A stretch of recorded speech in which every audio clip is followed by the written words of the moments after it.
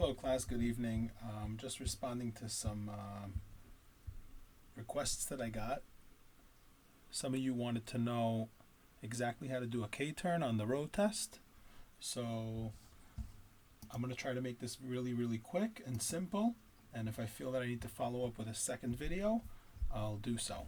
So basically the U-turn has three names, okay? The U-turn is also known as the three-point turn, the K-turn, and the broken U-turn, okay? So when you're driving on the road test, they're going to ask you, please pull over and do a K-turn. And what you're going to do is, out of the 4 lanes that you're driving in, because remember, we have 4 lanes, okay? 1 lane for parking, another lane for parking, and 2 lanes for driving in, and 1 in that direction and 1 in that direction.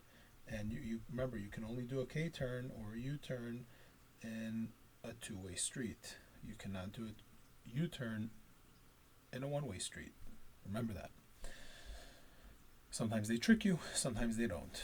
Okay, so you're driving down the street and they say pull over and do a K-turn. So you're going to signal right, pull over, look over your right shoulder, and come to a nice and smooth, complete stop in the parking lane, in lane number 1. At that point, you're going to signal left. Okay, since you were very careful and you did not pass this imaginary line to get too close to this parked car, you are ready to pull out if it's clear from this lane or from this lane.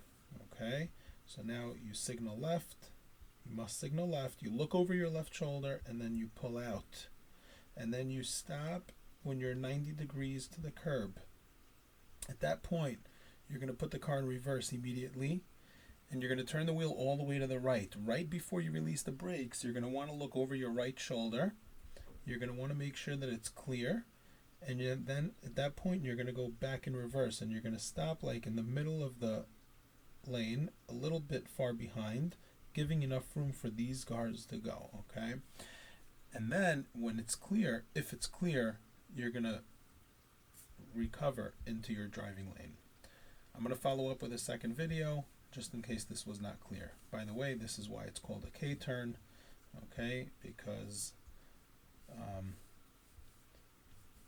it looks like a K, and it's called a three-point turn because it has 3 points and it has a broken area in the U-turn that makes it called a broken U-turn. Okay, thank you. Let me know if you have more questions. Bye-bye.